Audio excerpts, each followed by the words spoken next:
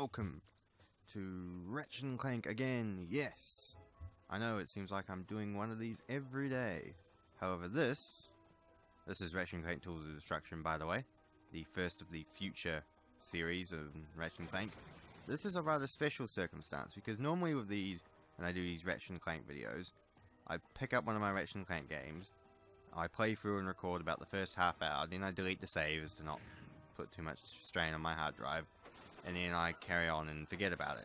However, in this case, I actually picked up the game and started playing it beforehand. This is actually about, if anyone will know, this is Planet Festoon. This is about the 3rd or 4th level in, and it was a few hours before I even twigged, hey, I should probably make a video on it since I'm playing this game anyway.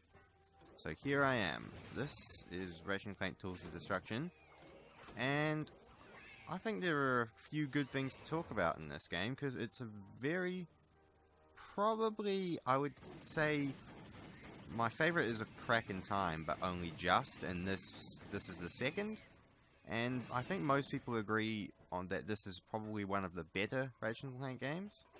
So we're going to go through a few little bits and pieces. I'm going to talk about why some of it is great, why some of it does leave a little to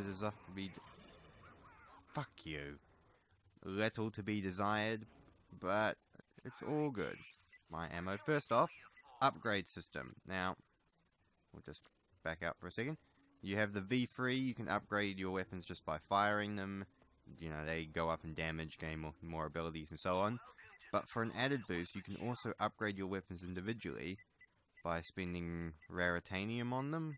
So you can get more damage, longer range, faster shooting. You can make sure you earn more money from every time you kill the enemies with them. It's a very neat and, I'd say, very good upgrade system, because it keeps it nice and varied. It makes sure that you prioritize what each weapon does and what you want for each weapon. So it's good if you want a gun, if you want your pistol to do more damage and you don't really care how much money it earns you just exclusively upgrade its damage. If you want it to earn you more money and you just want it to use it as a points or a money gun, then you can do so. There's so much you can do with that system alone that it's worth commending.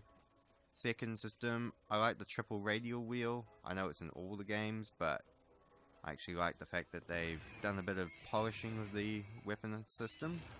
It seems cleaner, in my opinion, and a lot less fidgety, especially how you can just sort of, go like that, as opposed to other games where you'd have to, do double analog sticks to get to any weapon, and it's just annoying.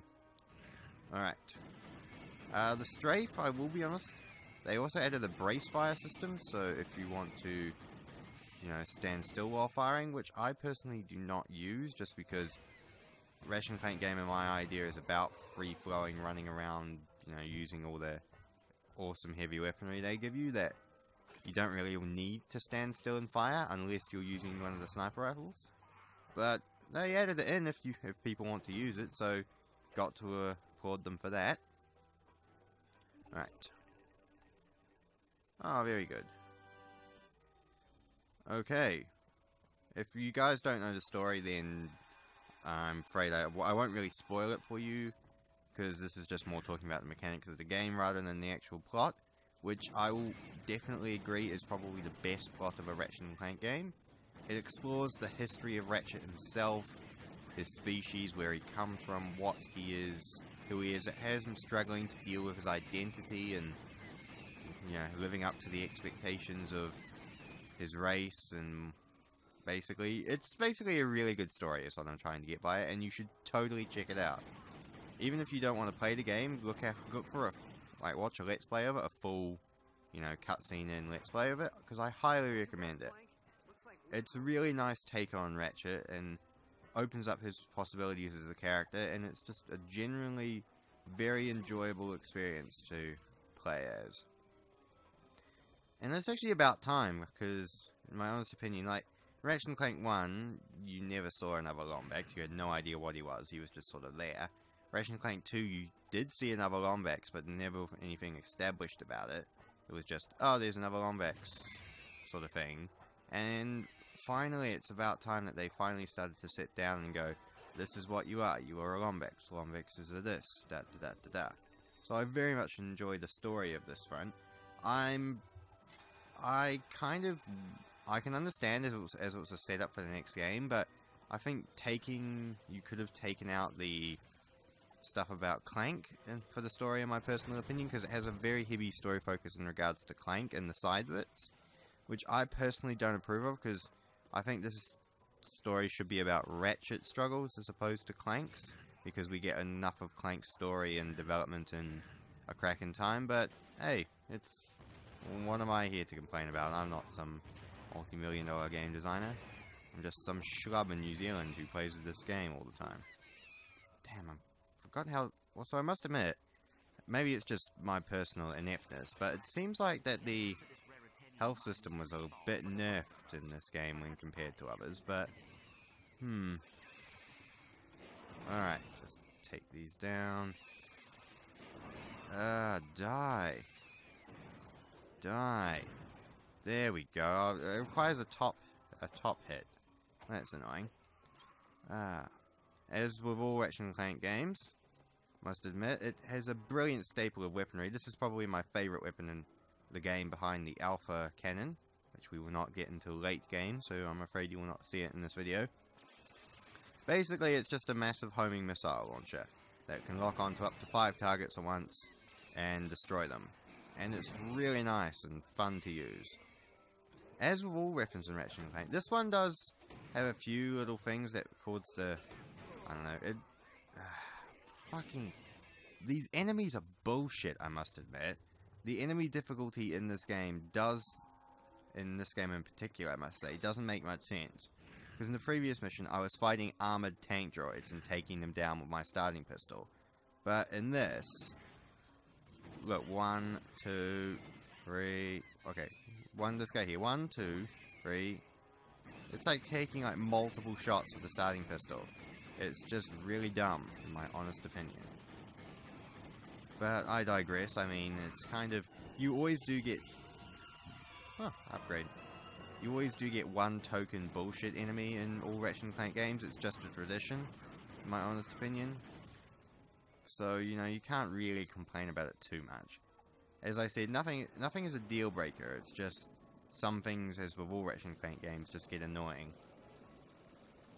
Okay, what else have we got here? That's interesting. There is... well, before we get on to the really good stuff, I suppose we should, ladies and gentlemen, get the irritating stuff out the way, just while I'm on the subject of annoying enemies and things like that. The mini-games are really asinine, and I dislike immensely. The tilt control for the robot flying wings, which I played, well, I spent 20 minutes trying to do that level about an hour ago, is just really awful. I hate tilt controls and motion controls at the best of times, but forcing us to do, you know, precision flying with motion and tilt controls is just dumb. I'm kind of unsure as to why they put that in the game, but... And then again, I'm not a multi-million-dollar game developer, so I can't really speak when I question that decision, but oh well. Oh, good. Carry on. Where am I supposed to be going? Maybe I am supposed to be going here. Other little things like the Clank minigames as well. I've never liked the Clank minigames, like the Clank levels where you play as a Clank at the best of times. So, when I say that these ones are particularly annoying even for me, it should tell you something. I mean, it's not...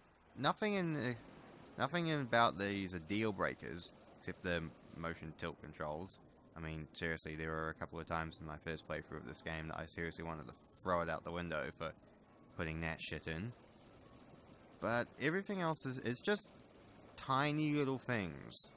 As with every Ratchet and Clank game, I reckon you could actually make the most perfect Ratchet and Clank game out of all the different features. If you combined, I would say, the in-depth level of storytelling from Tools of Destruction with some of the mechanics and features of A Crack in Time, mix in some of the classic... Oh, there's that part. Some of the more classic sort of gameplay from, say, Ratchet and Clank 2 or 3, you would have the perfect Ratchet and Clank game. And all of these dangerously come really close, but just tiny little things stack up into big things when I'm personally playing. As I've stated many an occasion, I am one for polish. Just like my boots, I like them being well polished.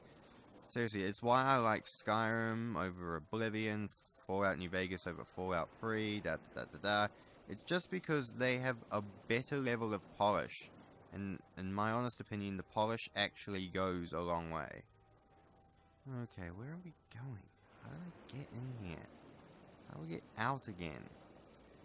Who am I? What am I? Okay, here we go. So, yeah, that's all. I think that's, the final boss fight is a bit irritating in my honest opinion. This is probably one of the more irritating final boss fights, but at least there's only one. Like, in A Crack in Time, you have to fight, 2 final bosses, and I've never liked that sort of thing. It kind of takes away the stakes in my honest opinion. But, as I said, nothing is a deal breaker. So, with all that crappiness and these irritating enemies being put out the way, what is good about the game? Well, the story is amazing, as I've stated previously. The weapons are really good, although the fact that they made the Rhino 4 a laser cannon as opposed to a missile launcher did kind of cause the fanbase to moo a bit, and myself as well, but it's still the same overpowered high quality weapon you expect in every Ratchet and Clank game, so I won't hold it against it. I'll just carry on. Maybe you're supposed to avoid these enemies. That would conceivably make sense. You have received an interstellar holovite from... A holovite from... Oh, right. Hello, Captain Quark. To access your map, I forgot you're in every game. So, yeah, there's weapons are good. The environments are great. I mean, this planet doesn't look very appealing at the moment, but some of the later planets you get to where there are giant, armored laser dinosaurs walking around the place, and you've got huge open areas you can explore with your flying robot wings, does give the feel a true sense of epicness that definitely the earlier Ratchet and Clank games lacked. Also, just tiny things like if you saw the cutscene there, they did a revamp on Ratchet himself, and I very much am appreciative of it. It actually makes him look like an animal. I know that kind of seems a bit odd, but it actually makes him look more realistic. They took time into animating his fur, like how it... See, even at this far away screen here, you can see how it animates his fur. Oh yes, that's the Groovatron, by the way. This is the first iteration of it. Basically, it does that. Just makes everybody dance. Dance, monkeys, dance. So yeah, graphical improvement, a story improvement. Everything is a lot nicer and more simple. And it's simple yet more complicated, if that makes sense to you. So I very much enjoy it. Here we go. This is what I never liked with the story so much. I know it fits into the outer picture and the greater picture and the sequel, but having the Zoni, I mean, I kind of get it, but I really don't like this, in my honest opinion. I've never,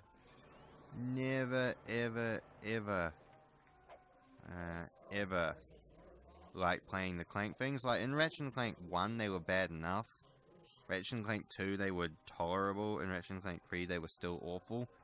But, how do I get past this door? Do I have to levitate somewhere else? Where am I going? I don't get it. Okay, but carrying on. Yeah, because I find that a staple of the Ratchet and Clank games should be about Ratchet. You should just be playing as Ratchet. Clank should be on your back as the story device, plot character, and basically, the logic to go with Ratchet's straight man sort of routine. How do I get through this door? What am I doing? I'll figure it out. And forcing to play as Clank himself, actually, I really dislike. But with this being said, I mean, I can understand why they put them in there, and a lot of people I talk to actually enjoy it, so it's probably more my bitching than anything else, but list your opinions on the Clank sections in Ratchet and Clank in the comments below, because I would actually generally be interested, because I don't get the point of them in the grand scheme. Maybe it's just showing my level of stupidity or whatever it is, but I just never liked it. It doesn't seem to serve well to the game's tone, if that makes sense. Like, the tone of the Ratchet and Clank games, I know I am actually honestly truly waffling, but thing is, I wasn't actually really planning on making a video on this until about 10 seconds ago. So I'm kind of just going on what I see and what I think of my head in the time. But the trademark of Ratchet and Clank games should be fast-paced, you know, the camera behind the player, you know, hordes of enemies, colourful boss fights, interesting characters, and masses of heavy weaponry as you just gun everything down and save the universe. So when you're adding slow, plodding, methodical puzzle sections, that's what these are. These are just slow, methodical, pondering puzzle sections. It gets in the way of the game's... Screw you. It gets in the way of the... Oh, for fuck's sake. It gets in the way of the game's tone, and I've never ever liked that very much. Fucking bollocks. Seriously, see? No checkpoint either. Look at that. No checkpoint. I have to go right back to the start. As if this was not as asinine an experience enough. I have to do that. So yes, there are faults of this game. The checkpoint system is absolutely bollocks. I got halfway through the previous mission. Okay, I actually got inside the library where I'm supposed to go, and everything was going all good. And then, out of nowhere, right, I saved the game, turn it off, and then I have to replay the mission all over again because the checkpoint system reset me back to where I first started before I played the game. And I hate that. It's just dumb. It is genuinely stupid, the checkpoint system in this game. Does not autosave enough. God's sake. Oh my... the camera sometimes is not your friend on the best of occasions. Must have to admit, Mr. Camera has been gratefully improved since the last few Ratchet and Clanks, and definitely a step up from the originals. However, it's still quite he's still quite irritating, Mr. Camera Angle, and I'm kind of not at liberty to forgive him just yet, but it is an improvement, so there is always that. Oh, bollocks. And guess what? You go right back to here again. Great. Thank you. So yeah, when I first played this game, oh my god. When I first played this game, I did genuinely have a few rage moments about it. However, the story and the core shooty, explodey, death gun gameplay still kept me invested enough to play it, which I think is a good thing, because some games should actually piss you off, because some games do need to do that. They motivate you. I think anger is probably a more powerful motivator than encouragement, in my honest opinion. That's just what I think, because when someone pisses me off, I tend to be a lot more motivated to do something about it than if they encourage me. So I can kind of understand why this game would sometimes want to piss you off, but when it gets to the point where it's a fine balance, I must admit. This game is on the verge of not being able to do it, but it seems like... I just don't care about health at the moment. It seems like it's got there, if you know what I'm trying to say. It's annoying without being frustrating. You follow... No, it's this button. Oh my god, just make this section be over. Get the health. And carry on. Ugh. Levitation. Can you get out of the way, Zony? You're in my camera angle. Mr. Camera, I don't like you at the best of times. Could your invisible robot friends not ruin it for me as well? Just perhaps? Nah, screw it. Okay, well that's actually all the major things. So I highly recommend, guys, picking up this game. Give it a go. I honestly recommend it. For the story and for the in-depth character development, you won't, if you're a fan of the Ratchet and Clank series, you won't regret it. If you want something simple and easy and just you can do for a bit of a laugh, I would say that while the normal gameplay itself will cater to your needs, unfortunately, I think the minigames will ruin it for you, and you probably will not have the best time in the world. However, it's a balance, so yeah, I'll check it out, guys. So with that being said, I'm just going to finish this mission and play through it, because A, why not, and B, I can't be bothered to lean over and hit stop record.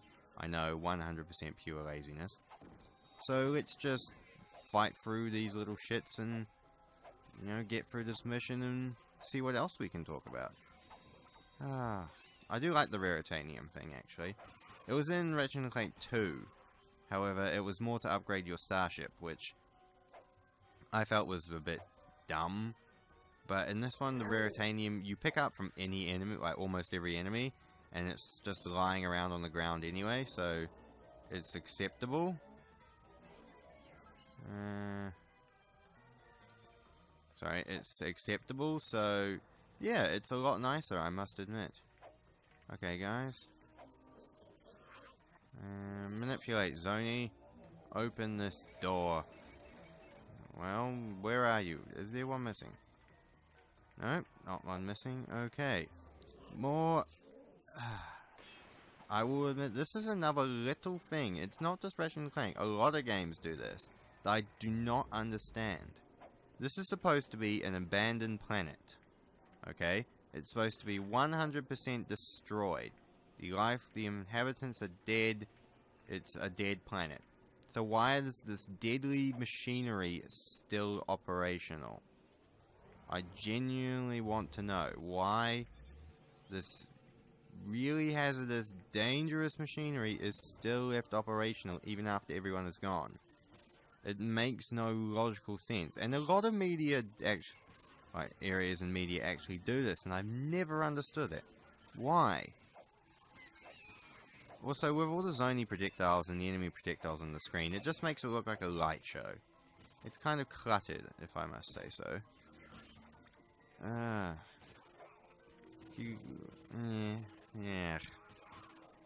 Maybe I'm just unequivocally biased because I don't like Clank sections, but it doesn't seem to make much sense to me. Oh well. Okay, what else? Oh, this guy... Oh, that guy finally is dead. I'm guessing I have to go up here. No. No. So where am I supposed to go, game? Usually your Ratchet and Clank puzzles are pretty self-explanatory. Would you like to explain to me what your choices in this one are? It's up there, isn't it? No, it's not up there. Oh, it's under... Really? That? Excuse me if I don't seem obvious to move the giant machine, dead bulking machine in the center of the room. Forgive me if my pea-sized brain just doesn't comprehend the logic behind that, but oh well, maybe I'm not as advanced as the people who designed that. So maybe I'm just a big thicky bobo. See, I never like... oh well. Back to the good. We got story coming up. Story is good. See the Zony. They're helping out Clank. They're showing us where to go. An ancient planet. With creatures and machines. Perhaps this will aid us. Okay. Oh, good. I got a flight component. Yes, for those of you not wondering, I have to repair a spaceship. which is the quest I'm doing at the moment, because you always have to repair a spaceship. It's in every Ratchet and Clank game. In fact, A Crack in Time opens with you having to repair your spaceship. Actually, when I think about it, there's so many rehashed moments in Ratchet and Clank games. It twigged to me earlier, and I was talking to a friend about it, but this was like 4 months ago. There are so many rehashed moments in Ratchet and Clank games, yet we let them get away with it, because they rehash them in the right way, as opposed to rehashing them wrong. They don't really draw attention to it. It's not like some other mediums where they go, hey look, there's the plot hole. We're just going to remind you that it's there. Look, look, look. Can you see the plot holes? Oh, if you can't, don't worry. We'll just make them deeper for you. Whereas in this, well, in these game series at least, they kind of hide the plot holes a bit, which is gratefully appreciated. Doesn't excuse the fact that they're there in the first place, but oh well. Also, I really don't like you creatures. Haha! That is a feature I've always been grateful for. The auto lock-on for the hookshot. Yeah, it's always made things a lot better to deal with. Smack. What am I gonna do? Oh, let's just whip these guys. Whip. Really? 2 hits? The health system is a bit fucked, I'll honestly agree. Let's upgrade our weapons. See, look how the upgrade system, look how I've upgraded a bit. So you start off from here, right? And then you go, okay, I need more ammo and a faster shooting range. So I can go upgrade here, upgrade here, upgrade here, upgrade here. Or I'd rather have more missiles. So do this one, do this one, do this one. See, it's a lot better to be able to deal with, in my honest opinion. It makes it a lot more enjoyable to use. That one's 300. We'll just stick with the upgraded rocket launcher. So I must admit, that's a lot nicer. And I know this planet itself isn't visually appealing, but look at it. You get the impression that this is an abandoned city of a once great civilization. You get the idea behind what they were going for. It actually looks visually interesting, yet still, you know, an asset to gameplay. Like in some games, they design the art assets first and then figure out how you get around them later. Like in Painkiller, which makes the maps look really amazing and fun to play in, but sometimes it can get a bit annoying. While in this one, the level design actually reflects what they're trying to accomplish, so I honestly do gratefully appreciate that. Okay. Just keep firing. See, look at this rocket launcher. It's just auto lock-on, simple, nice. Ammo's a bit low, but, you know, can't blame too much about it. You've got leech bomb. See? Just even gadgets like that allow you to get your health back easier. Just really nice, simple designs. I know I'm waffling a bit, but give me a bit of slack. I mean, seriously, I've only been doing this for like 3 months. Okay, now. Ride like the wind, bullseye. Dun dun dun dun dun dun dun dun dun dun dun dun dun dun dun dun. Ha ha ha. Alright. Right, back to the spaceship. We'll repair it, carry the story on. I will end this video, and then I will carry on with the story.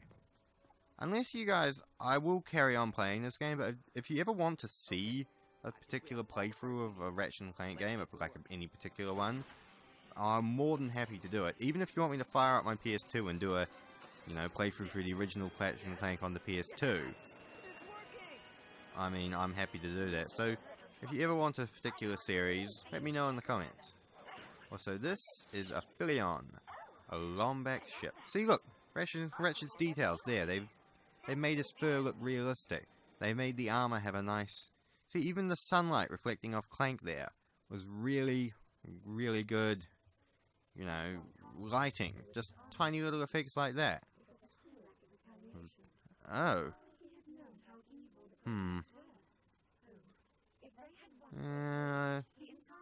Yeah, okay. Story. I will actually... I'll finish the video right here, guys. I'm staring at the ship in awkward silence. So thank you very much for watching, guys. I hope you enjoyed this little bit of Ratchet and Clank. I actually have done all of the Ratchet and Clank games on my shelf, except for... Oh no, I've done a video on the Kraken time. So I haven't... No, there's still All for One and Into the Nexus, which I haven't done videos on.